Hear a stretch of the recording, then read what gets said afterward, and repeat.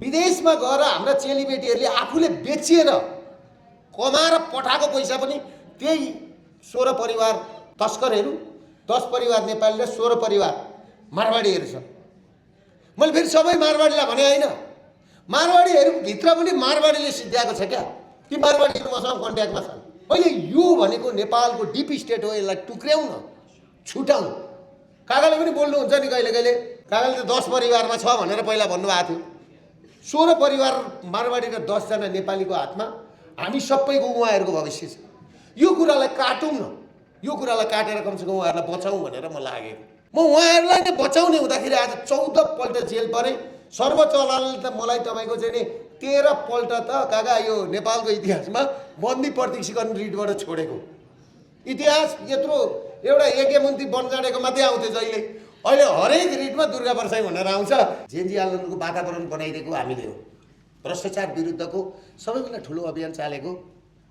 म अहिले पनि भन्छु, राजालाई लिएर गएर पानसमा दियो बालेर लघुवित्त सहकारी ब्याङ्कको विरुद्ध र भ्रष्टाचारको विरुद्ध बोल्ने मान्छे मै हुँ। त्यही आधारमा मान्छेहरू कन्भिन्स हुँदै हुँदै हुँदै गएर एउटा विस्फोट जस्तो भएको थियो र हामीले जेएनजी मुभमेन्ट हाम्रो होइन फेरि, तर जेएनजी मुभमेन्ट हुने वातावरण हामीले बनायौँ। र चैत 15 गतेको घटना त्यतिखेरै घटना हुन आँटेको थियो।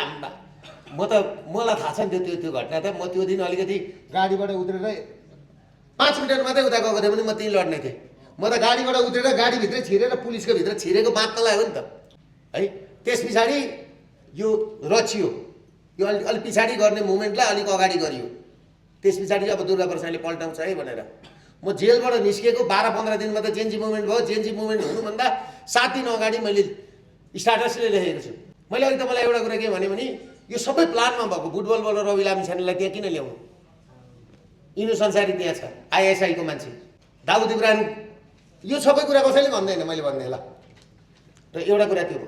र मलाई सेनाले बोलाएको राति 1 बजी, तपाईँलाई फोन गरेको होइन आउनु भनेर। म राति चाहिँ आउँदिनँ, भोलि बिहान आउँछु भनेर भने। भोलि बिहान सेनाले गाडी पठाइसकेपछि मैले सेनापतिलाई के भने हो भन्दाखेरि मैले यो सबै कुरा भने। यो यहाँ चाहिँ मैले अहिले पिक्चरमा सारांशमा देखाएँ, त्यहाँ चाहिँ मैले मुखले 2 घन्टा लगाएर भने। 2004 सालमा बिपीको उदय, 2006 सालमा कम्युनिस्टको उदय, अनि 28 सालमा राजा महेन्द्रको मृत्यु, 36 सालको जनमत सङ्ग्रह, 58 सालको त्यो गर्दै गर्दै गर्दै गर्दै अनि सबै बजाएर यो चाहिँ यो योजना हो, दलाई लामा जन्माउने योजना हो शिवसाब, यो बालेललाई प्रधानमन्त्री बनाउने योजना हो। यो भोलि पर्सि चुनाव गरेर र अहिले तपाईँले मलाई प्रधानमन्त्री हो भनेर भन्दाखेरि अहिले बाहिर विरोध हुन्छ, सुशीला कार्की हुन्छ अबको प्रधानमन्त्री भनेर म। र योभन्दा जटिल स्थिति आउँछ भोलि जो देश जोगाउनलाई। त्यतिखेर एउटा नि मुटु भएको मान्छे या मुटु नभएको मान्छे चाहिन्छ। त्यहाँ गएर मर्न तयारी हुने मान्छे चाहिन्छ, झुनिन तयारी हुने मान्छे चाहिन्छ, जङ्गबहादुर जस्तो मान्छे चाहिन्छ। त्यसै जङ्गबहादुर भएको हो। गडम्मै मामा कुनै काट्दै धराबाट पनि हाम पाल्दै, बाघको मुखमा पनि हाम पालेको छ, मुर्गै हो नि त होइन? काका राम्रो पढेको उ गरेको मान्छे त जाँदैनन् त्यस्तोमा। म पनि त्यस्तै मान्छे हो। त्यसले गर्दाखेरि मैले उहाँलाई के भने, सबैभन्दा अप्ठ्यारो जब देशलाई पर्छ त्यतिखेर सम्झिनुहोस् दुर्गा परसाई छ। मलाई सम्पत्ति चाहियो होइन, अब कति मात्नु छ। धेरै खाइयो भने 20 बोरा चामल खाइएला, चामलै खाँदा। मेरा नाति पनातिले पनि भोलि पर्सि के भन्नु भनेदेखि नि, मेरो हजुरबाउ एउटा मर्द थियो, नामर्द थिएन, लड्थ्यो, जुझारु थियो, योद्धा थियो। म उहाँहरूलाई यसरी नरुनुहोस् भन्छु। आमा भनेको चिज त संसारमा सबैभन्दा ठुलो योद्धा भनेको आमा हो। मैले यो अनुभव गरेको छु। मेरो प्रोजेक्टहरू, मेरो मेडिकल कलेज खान खोजेको होइन, मैले मेरो मेडिकल कलेजको लागि, चुप लाग्नुहोस् न, मेरो मेडिकल कलेजको लागि मैले लडेँ। मैले मटितेल बोकेर हिँडिनँ, मैले लडेँ, विद्रोह गरेँ। एउटा आमाले आफ्नो बच्चा जोगाउनको लागि नि ऊ घाइते हुन्छ, ऊ भोकै बस्छ होइन। आज देश जोगाउनको लागि नि मैले के समर्पण गर्नुपर्छ, यो राष्ट्र जोगाउनको लागि म त्यसमा पत्रकार मित्रहरू र बुद्धिजीवीहरूसँग म सहयोग माग्नलाई र छलफल गर्न मात्रै आएको। यहाँ मैले यति गरेको, मैले अरू कुरा मेरो के पनि छैन, मेरो कुनै स्वार्थ पनि छैन, मेरो अरू कुनै स्वार्थ होइन। मलाई चुनावमा उठौँला, भोलि दुर्गा परसाई तैँले चुनावमा उठ्नुपर्छ भनेर घरमै लिन आयो भने, तैँले पिएम हुनुपर्छ भनेर अस्ति त गाडी नै पठाएको हो नि त आर्मीहरूले पठाएको मैले त्यागेको होइन। भोलि फेरि जनताहरूले मलाई आउनुहोस् तपाईँ चाहिन्छ तपाईँ आवश्यक हो भन्यो भनेदेखि ठिक छ जाउँला। तर नेपालको आजको स्थिति के हो त हेर्नुहोस्। आज साउन 1 गतेदेखि केमा कर लाग्यो? स्वास्थ्यमा कर 3%, शिक्षामा 3%, बिजुलीमा 13%, पानीमा 13%, सरकारी स्कुलमा इन्कम ट्याक्स। अब अरू राइडरमा सुत्दा 5% हो। त्यो राइडर छ नि मोटरसाइकल कुदाउने बिचरा त्यसमा 5%। अब 7000 जति युट्युबरहरूलाई चाहिँ नि तपाईँको के गरेर छ भन्दाखेरि खारेजी 7000 युट्युबरहरू तपाईँहरूको पनि खारेजी हुँदैछ कतिजनाको। त्यस पछाडि 90,000 भन्दा बढी करारमा रहेका कर्मचारीहरूको तपाईँको लेखाजोखै छैन, तिनीहरूलाई लात। अब त्यति मात्रै होइन, झापामा 20,000 बिघा चिया बगान। आज झापा जिल्ला भनेको चियाले चिनिएको ठाउँ हो नि। इलाम भनेको ताप्लेजुङ इलाम 5 तर हाम्रो मेची अञ्चल भनेको अलैँची अमृसो दुध होइन ओलान आलु अकबरे अदुवाले चिनिएको हो नि त, चिया बगानले चिनिएको हो नि त। अब झापाको 20,000 बिघा चिया बगान कहाँ बन्द भयो। 1 लाख मजदुर आज बेरोजगार भए। काउली र टमाटर खाने मान्छे जम्मै खाडी गए। 10 रुपियाँ किलोमा बिक्री हुनु छोडेछ काउली र टमाटर। अनि माइती घरमा मन्डेलामा ल्याएर फ्याँकिदिया छ। आजको स्थिति यो होइन। आजको स्थिति यो हो नि। काठमाडौँका सुकुम्बासीहरूलाई लात हानेर खेदेपछि आज घरमा भाडा मान्छे पनि पाउँदैन, भारी न्यु रोडमा भारी बोक्ने मान्छे पनि पाउँदैन। यहाँ मेरो भाइ एउटा व्यापारी छ राम्रै होलसेल गरेर बसेको, अहिले बोनी हुँदैन अरे होइन भाइ बोनी हुँदैन अरे, भारी बोक्ने मान्छे पाइँदैन होइन।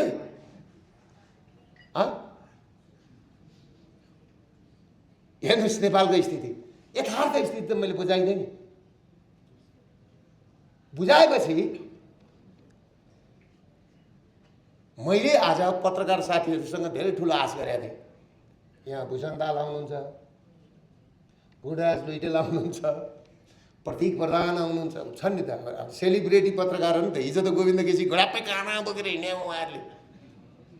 नागरिकमा कस्तो आउँथ्यो भने नि गोविन्द केसीले आज गोविन्द केसीको जन्मदिन रहेछ, सबैलाई शुभकामना दिनुभएको छ, गहभरि आँसु भनेर आउँथ्यो काका नागरिकको अगाडि नि। अनि मलाई चाहिँ तल माफिया दुर्गे वर्षै माफिया भनेर लेख्थेँ।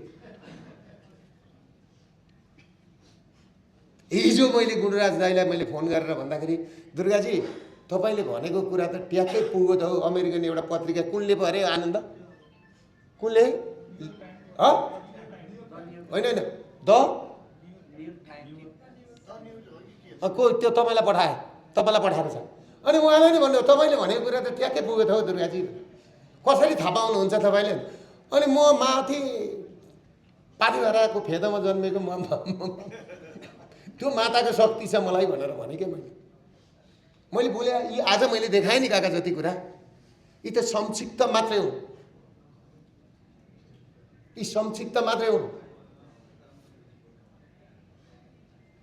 यो सिंहदरबारमा आगो लगाउनु त 2013 को योजना हो, एनइडीको, अहिलेको होइन। 13 वर्ष पछाडि सिंहदरबारमा 2025 मा आगो लगायो, 12 वर्ष पछाडि 2013 को बच्चा प्रयोग गरेर सिंहदरबारमा आगो लगाएर त्यति लामो प्लानिङ गरेर चाहिँ यहाँ गरे। अब यहाँ गएर हाम्रो साथीहरूले बुझ्दैन। यहाँ आएको छ सबै हामीले डिटेल देखाइदिएछ। अझ हामीसँग त एउटा प्रमाण के छ भन्दाखेरि नि तपाईँको प्रेजेन्टेसनै गरेको उ छ।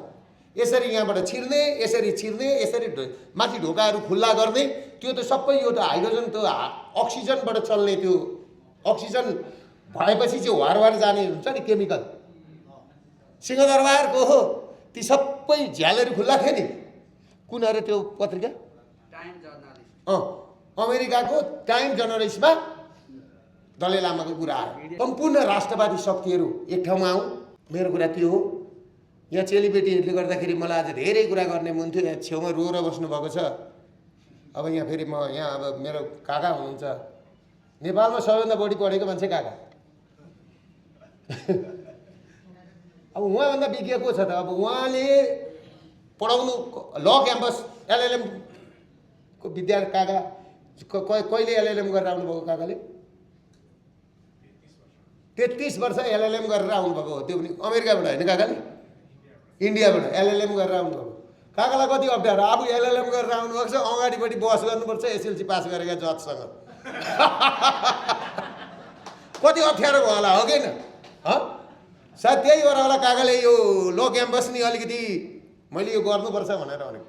कति गाह्रो, मैले बुझ्छु नि कुरा त, बुझेको हो नि त काका मैले कुरो, होइन?